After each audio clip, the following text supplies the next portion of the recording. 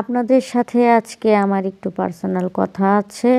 তো আমার এই ভিডিওটা সবাই মনোযোগ দিয়ে ধৈর্য সহকারে দেখবেন। অবশ্যই আমার কথাগুলো শুনে যাবেন এবং ভিডিওটা দেখে যাবেন। কথার মধ্যে কথা হচ্ছে, আমার এই ভিডিওটা যদি ভালো লাগে আশা করি যে সাপোর্ট করবেন এবং লাইক কমেন্ট শেয়ার করবেন। তো চলে যাই আমাদের গুরুত্বপূর্ণ কথা এবং গুরুত্বপূর্ণ জায়গায়। আজকে চলে আসলাম ভিক্টোরিয়ায়। তো ভিক্টোরিয়াতে যখনই আমি আসি তখনই দেখি যে এই ছোট একটা আঙ্কেল এখানে বসে থাকে। তো ওনার সাথে কখনো আমার কথা হয় না। তো আজকে একবারে সামনাসামনি চলে আসলাম এবং কি সামনে থেকে চুরি করে আমি একটু ভিডিও করলাম।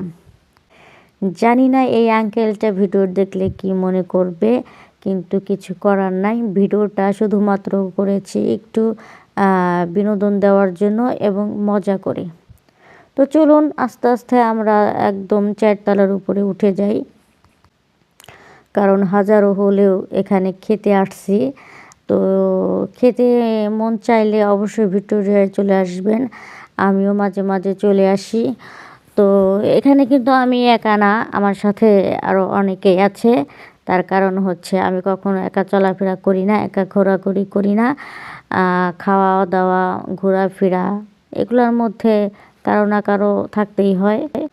সত্যি কথা বলতে ঘোরাফেরা খাওয়া দাওয়া এগুলো একদমই একা করা যায় না। তাই সব সময় আমার সাথে কেউ না কেউ থাকে, বেশ ভালোই মজা লাগে।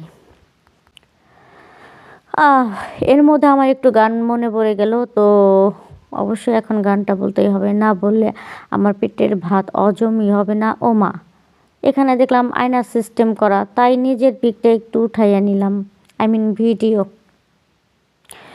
জীবনে চলারই পথে দেখা হয় যদি দুজনার, সেদিনও দেখবে যে তুমি অপেক্ষায় আছি তোমার। যদিও আমি গানের শিল্পী না, গান আমি তেমনটা ভালো বলতে পারি না, তারপরও মাঝে মাঝে বলতে হয়, কারণ গান হচ্ছে মনের খোরাক। আর গান বললে মন ভালো থাকে। তাই যখন গান মনে হয় তখনই বলি, যেমনই হোক না কেন কণ্ঠ। গান বললে সমস্যা কি?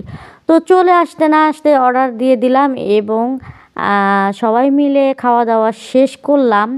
কিন্তু কারো খাবার ভিডিও আমি করি নাই, তার কারণ হচ্ছে আবার বলবে যে খাবার খাওয়াইতে এনেছে আর ভিডিও করছে। তাই কারো ফেস আমি মুখে ধরলাম।